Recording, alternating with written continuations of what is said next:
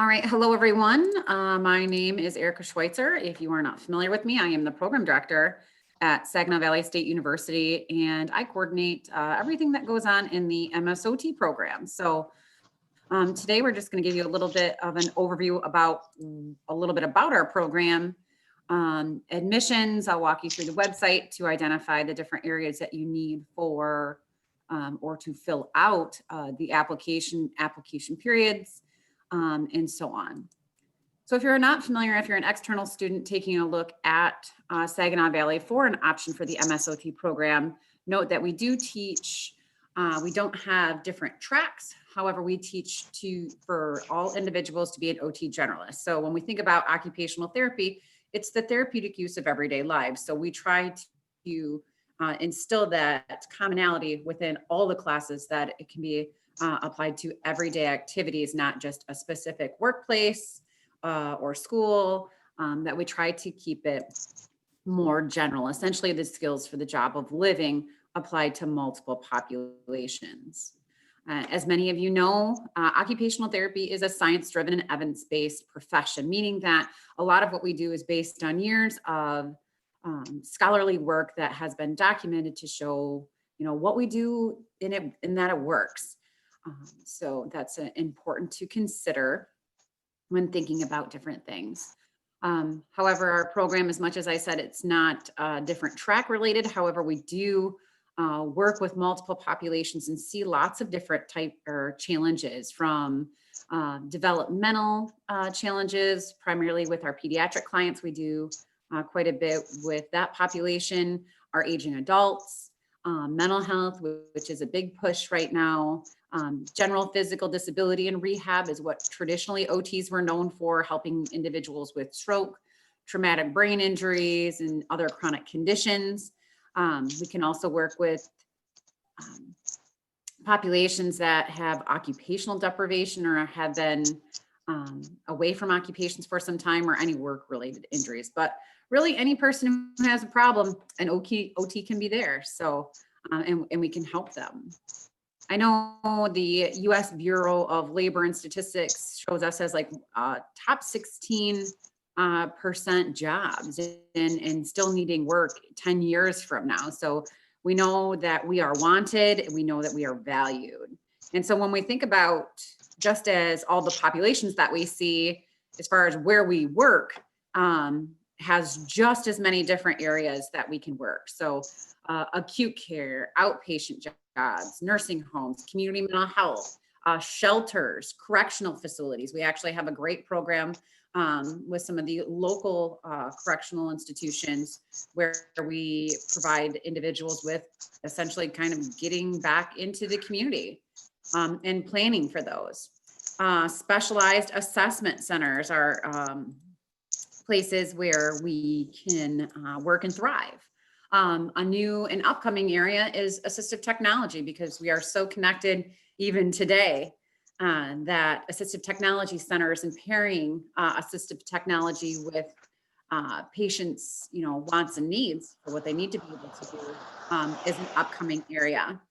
We also can work in neonatal intensive care units, working on therapeutic touch and helping patients and families get used to, little ones. Those are just a couple places where we might practice. Note that the minimum degree necessary to be an occupational therapist is a master's degree level. And we are accredited here at Saginaw Valley State University through the Accreditation Council for OT Education, known as ACOE. And that's really important, because in order to sit for the National Board Certification, which is the exam that you will take once you've graduated to become an OT, you have to graduate from an accredited university. And so we're proud to say that we are one. Traditionally, we have several different entries. We can have freshman direct admit. We have our traditional SVSU 3+2 program. We also accept students who have a bachelor's in other programs into our program.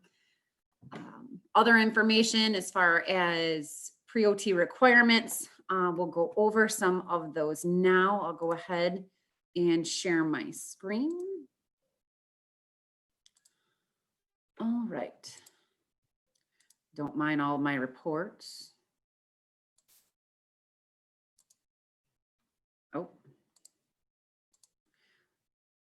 All right, can you guys see SVSU's homepage here for OT? Nope. No? No, we're on your screen right now, or like your face right now. Awesome. How about now? There we go. We're on the OT page. Perfect. So if you're not familiar with our homepage, svsu.edu/occupational therapy. So that's how you would get to any of this information. And as you see on the opening page, we've got some great examples or a great shot here of students doing their live splinting workshop. We have a splint workshop that goes over the course of 3 class periods. Where students make dynamic and static splints, which is a super cool opportunity to be able to design and create those on their peers. Lots of great information here about different job opportunities and even student opportunities while studying occupational therapy. So I want to make sure that you do visit this page. Some of the interesting information here about our entry-level program. Again, preparing you to work in lots of different areas, but wanted to bring some attention to not just our graduation rate, so students who enter the program and successful completion of the program, but wanted to talk to you a bit about the national board rates. And you'll see here over the last 5 years that we have had over 100%, or not over 100% every single year of those graduates passing their exam. So that is awesome. And as far as affordability, I know these are some really, numbers can be scary, and that's understandable, but kind of want to know, what are you getting, and am I getting the most bang for my buck? So it's important to see that we are extremely affordable in comparison to other graduate programs, not only in length of our program, our graduate program, but also for cost comparison. So those are some excellent things to think about. So you can study those numbers more. Again, it's at the bottom of the page when we look at student information and outcomes. When you look at benefits of an MSOT degree, somewhat like I discussed as far as where we can work, what populations that we serve, this is where you might find that information. Program requirements, and this is where it starts to get a little challenging. If you are a student or an external applicant, it might not mirror exactly everything that you might see on any of your information. As far as degree requirements, again, if you're a traditional SVSU student, whether it's through freshman admit or the 3+2 program, you need to make sure you have a certain amount of credits, which you can find on your degree audit. The 3+2 program, you just need to have those credits. You need to have the 3.0 minimum GPA to apply. Completion of 30 verifiable hours of either work or volunteer experiences. And I know I fielded a lot of advising questions asking, oh my gosh, I don't have my 30 hours. I can't get in anywhere.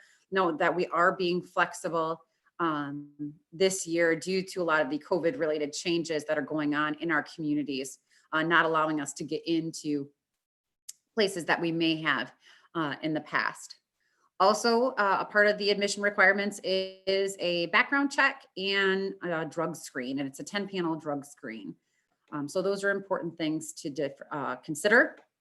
If you are an external applicant or maybe an SVSU student who maybe majored in exercise science or mechanical engineering, and you've had a life change and said, I want to be an OT, that's great.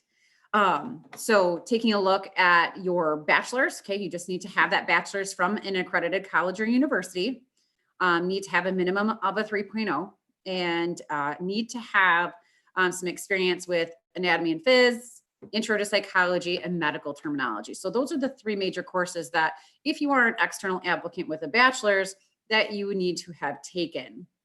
Also, again, considering that 30 hours of verifiable work experience or volunteer experiences, and the same background and drug test will be administered as well. So I wanted to bring some attention to that information. I'm just going to go back here. Admission requirements. So this is a lot of what I just said. It just laid out in a prettier format, in my opinion. So our pre-program, our pre-OT, our MSOT, which this is a big one. need to write this down. Those of you who will be applying for the next cohort to be admitted, we admit students and they start in the spring, but the application window is always kind of over the holidays, for lack of a better term. So December 18th through January 15th, we will be accepting applications for this spring start. So we always start in the spring. So wanted to make you aware of that. There's not a different date for freshman direct admit, for the 3+2 or the bachelor's. It's all in that same time frame. Requirements, we went over those. Pre-OT requirements, they look all the same. If you're an SVSU student, please make sure that you go over those pre-OT requirements with your advisor or your degree audit to make sure everything is accounted for. Some of the questions that we get asked during the open period when the applications are coming in, we get lots of questions relative to, well, what do I need to have? How am I supposed to show that? But again, the deadline is Friday, January 15th. So make sure you write that down, circle it, however you want to organize yourself. I know a lot of people ask, you know, if I turn it in right on December 18th, does that give me a better chance of getting in comparison to those who apply on, you know, January 14th or 15th? We do not look at when you turn in your application. However, we do encourage you to get that information in sooner rather than later, just so that if we need additional documentation, if we need additional things from you, that we do have some time period to make sure that your application is submitted to the best of its abilities. So please make sure that you consider that. We will not take anything after the deadline. So you want to make sure that you know, again, sooner than later is best, but we do not accept anything after Friday, January 15th. All right, when we take a look at the application system, it is rather, I think it's very simple if you know how to get to it. So you will have to write a personal statement. So that's part of the application window. It's not something that you need to, you want to do it ahead of time and get a start on it, perfect, go right ahead. But note that we won't take it until that window is open for application. You'll need to have a copy or official copies of your undergraduate and graduate transcripts. If they're from somewhere else other than SVSU, I believe the unofficial ones can go through my SVSU. Correct, Hannah? Yeah, you can just you can download a copy and upload them if you want, or we can just we'll take care of, you'll get an official copy from us. Okay, wanted to double check on that. So again, some nice do's and do nots on here. So be sure to make sure if you have questions about transcripts that it's not something I can necessarily answer, but looky here, graduate admissions. Hannah, Angela, all the great people in graduate admissions would be glad to answer any questions you have in the event that you're having trouble with your transcripts. Volunteer experience, a lot of people ask, well, how do I keep track of that? If you haven't already, get an Excel spreadsheet, put, you know, your name, where you volunteered, however long it was, and have somebody sign off on it. Is usually the best. Or if you have other records from hospitals or places that you've worked, again, just make sure there's a signature, make sure it's clear how many hours are on there, so that we can take a look at those fairly easy. So we need to upload a picture, a formal document with all of those things on there. Criminal background check and drug test. We do get a lot of questions that say, hey, I've had for my job, I had a background check completed, you know, some time ago. We do need to make sure that it is updated. We use a system called Castle Branch, and you can, once you sign up and log in on there, it will give you a code here. And so you'll be able to have your background check and your drug screening provided on there. Current prerequisite courses, again, hopefully through your degree audit and or taking a look at your transcripts, it would have identified that you have completed all your prereqs. If you're a bachelor's level coming in, you just need to make sure that on those transcripts, we can see those 3 classes, medical term, psychology, and anatomy and physiology, to make sure that they're on there. If not, those of you who are potentially SVSU students in the 3+2, track, making sure that you upload your winter classes or your winter class schedule so that we can see that all things will be completed by the end of, winter semester. We do have that. A lot of students still have 3 or 4 classes to take in that winter semester. Note that that's not going to disqualify you. We anticipate that, classes still need to be taken. So just make sure that you upload a copy of any remaining courses that you would have. Your degree audits right on here. Again, this is for current SVSU applicants, again, reflecting on that degree audit. Course petitions. Now, course petitions, you want to make sure if something is not right on your degree audit, or that you maybe have taken a similar course at another institution that didn't qualify or go into, say, your medical terminology class, was kind of different compared to what's normal. Make sure you get those course petitions in if you are or have taken courses somewhere else, and make sure those are reflective in your degree audit. Or if not, if you have questions about petitions, please direct all of those emails to Dr. Early, the department chair of occupational therapy here at Saginaw Valley. He takes care of all of our course petitions. Admissions rubric. This is essentially just a verifiable form. You download it and you send this file to graduate admissions after you've done your application.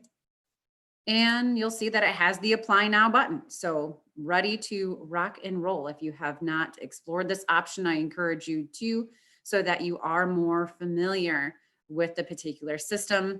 And again, seeing that everything needs to be submitted by January 15th. Again, very important date. Now, a lot of times people say, well, how long does it take? And I know that we all are full of anxiety. We are full of, the wonder of, did I get in? Did I not get in? Is it automatically going to, eliminate me if I didn't have something, filled out? We just make sure that we do try to get all that information. Again, why I encourage you to fill it out sooner rather than later. But we usually do not notify individuals until about the week, no later than the week prior to spring registration. So that usually falls around spring break for us here at Saginaw Valley. We send both acceptance and denial letters. So be aware of that. And again, those usually don't come until the first week of March. So anything before that, we're still going through and doing that check and balance and making sure that we have everything necessary during that time frame. So just wanted to let you know, if you don't hear from us until March, that's totally normal. But if you have any questions, again, please contact graduate admissions, and their information is pasted all over our website. Other things that are important to explore if you do have questions about OT, about our program here at Saginaw Valley, other advising information. We do personal advising with any pre-OT students here at Saginaw Valley State University, or if you just have questions and you're an outside applicant. Note, we do advise by corresponding last name. So taking a look at the first letters of your last name, and you can see who your corresponding individuals will be. So again, that is something that is very, very nice. And we are also working on a faculty student mentor program as well to help mentor our graduate students and have them be successful. You also can take a look at all of our faculty that are listed in some of those advising areas. You'll see Dr. Early is our department chair. Dr. Ruland is our dean of the College of Health and Human Services. And then we've got our team here of core faculty, and then also some of our adjunct faculty as well. Student opportunities. There are lots of student opportunities within the pre-program as well as the MSOT program. We do study abroad, although right now they're a little bit on hold, but we are planning some things for the future as far as study abroads, including we have a Zambia trip that we go on every single, well, I shouldn't say every single year, but every couple of years. We also have student opportunities to participate in the Special Olympics and do many interprofessional activities while they are in the program. With that being said, I'm going to play just a little clip from a prior student about his SVSU experience. Making sure that I'm going to share. Perfect. Hannah, will you just nod if you hear this?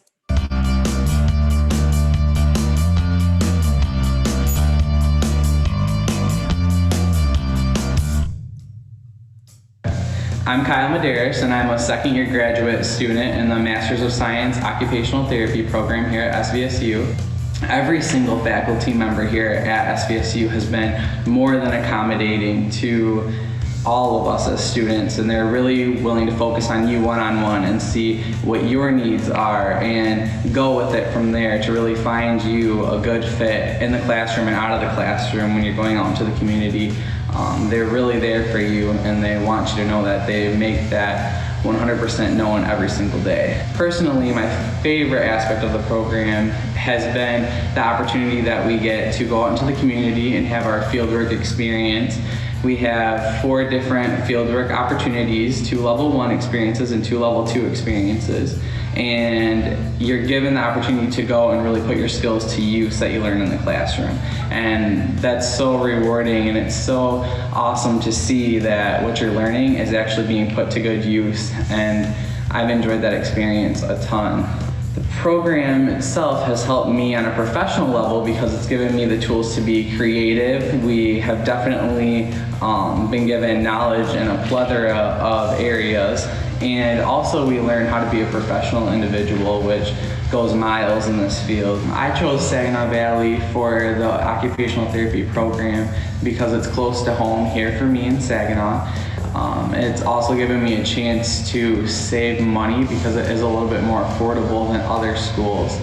But I also knew coming into it that we would be having a smaller class number of students in there. So I knew I'd get that one-on-one experience with the professors and really get to know every single person in the department as well as my peers. That has been a fundamental experience and an amazing experience, as well as getting to know every single person in my class. I would highly recommend coming to SVSU for the master's program of occupational therapy. I've enjoyed every second of it, and I know you will too. The professors, the students, the whole atmosphere here is just amazing, and they really give you the tools that you need to feel confident when you're ready to graduate and go out and practice as a real clinician. All right, so that introduced quite a few different things. Once in the MSOT program, you do run classes spring, fall, and winter. So some in universities call it different things. When we talk about spring, that's usually May and June.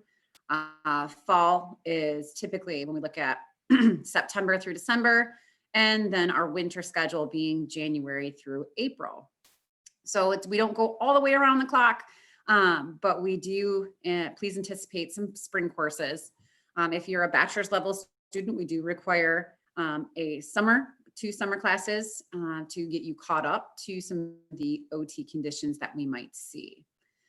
With that being said, Kyle introduced the fact that we do have 4 different fieldwork opportunities. So as much as we are doing and going into the field or having people come in and talk to us with those fieldwork opportunities, they begin even in the first year of the program.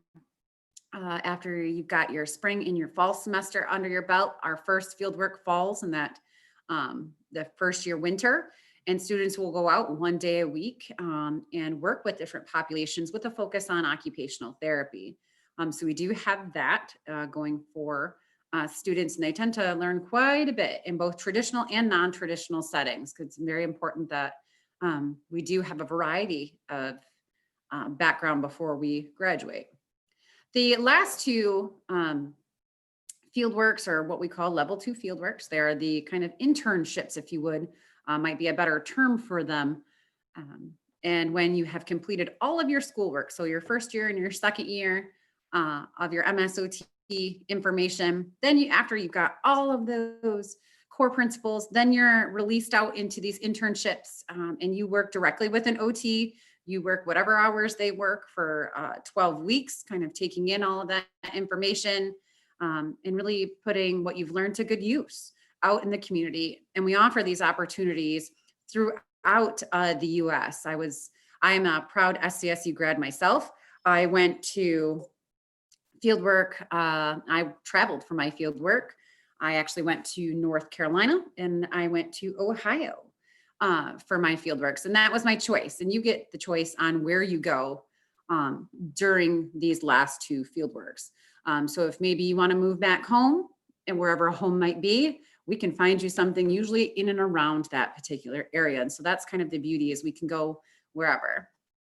I take pride in the fact that in many of our sites that we have for these level 2 opportunities, that those sites request SVSU students. We send them students that are prepared for anything. I will say something about some of our North Carolina sites prefers our students over North Carolina students. So that's really something proud that we here at SVSU are very, very proud of. So with that being said, I know I've just dumped a ton of information on you, not just about fieldwork, but our program itself, the admission requirements. So I'm wondering now, are there any questions that any of you have? I know someone in the chat asked, what is the specific date that our spring courses start? And that would be May 10th, right? I think in this upcoming year, it's May 10th. It's usually, there's a week usually between the winter semester and spring semester start. The very first spring that we have, our very first years, are our newly admitted students take 2 classes, and they are on Tuesdays and Thursdays every single year. So it's usually from 8 o'clock in the morning till 2 o'clock in the afternoon, those 2 days. All right, other questions? And for that spring semester, prior to that spring semester, you will be required to do an orientation to the program. I know last year, due to a lot of the restrictions on numbers, that it was done via Zoom platform. So, and that's usually about an hour to 2 hours for that orientation to the program, which goes over, different policies, different practices, and our MSOT program manual. So a good read on that. Looks like someone asked, what is the average class size? The average class size is anywhere from 25 to 30 students. And that's just for the coursework. When we get into the lab, we have 2 full-time lab associates that often join us in laboratory activities. When we go into simulation, we have additional simulation staff, so that we have faculty and staff circulating during those particular events, so that if you have questions, you have someone readily available to you to get that answered. And we don't have separate lab classes with our graduate courses. Usually it's a mix of learning and laboratory in most of the courses. We have a question about, do you need to interview for admission? Nope, we don't offer it. Well, I shouldn't say that. I know we have it in our language that we may, in the event that maybe we have a tie, for lack of a better term, but we haven't had to use this significantly in the past.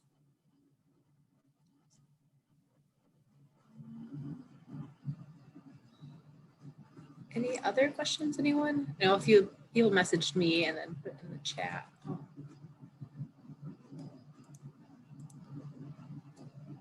If not, we do take small numbers each year. Again, we only admit 1 time a year during that, application period from December to January. Our average cohort, we usually do 2 cohorts. And those cohorts are usually in those class size numbers, anywhere from 25 to 30. We accept 2 cohorts, meaning a total of around anywhere up to 60 students. So a lot of people ask, well, how many applications do you get and how many seats do you have? We have up to 60 seats. Some years we had 63 applicants. Some years we have 150 applicants. So for people to anticipate, well, how many do you think? It's really hard to gauge every single year because it changes.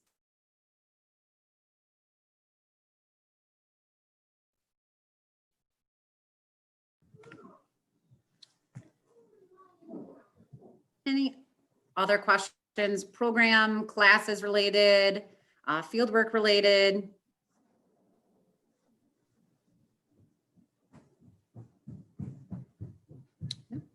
Either that or it was thorough enough for people got their questions answered. Yeah, it looks like you hit on all the questions.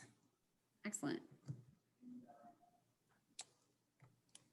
Awesome. Well, if there aren't any more questions, we can go ahead and end. But if anyone has any questions, so in the future, you can always reach out to our office or to Erica and let us know. This will also be available online if you want to rewatch it and just kind of hear, you know, if you're like, I heard that, but I want to clarify, feel free to check out our YouTube and you can rewatch this too later on. Oh, something And about, where will it be housed? Will it be in the graduate admissions or graduate programs? Okay. yeah, SVSU or SVSU graduate admissions has its own YouTube. Someone asked, how long do you study abroad for? So when we can study abroad again someday. A lot of our study abroad opportunities are during the summer months where you typically wouldn't be in any so that classwork, so that it doesn't take away from your normal course progression. So a lot of times, again, that's in the summer. Awesome. We have done different, we call them different experiences. I know in past years, one of the professors took a group of students down to Detroit for a week, helping individuals that were trying to integrate back into the community, that were homeless, and so on. And they did a week, like it's not abroad, but it's definitely a valuable experience.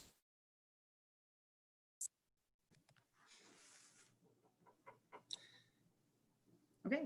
Awesome. I think we're good. But yeah, if anyone else has questions, feel free to let us know. Thank you, Erica, for filling us in. No problem. All right, everyone. Have a great day.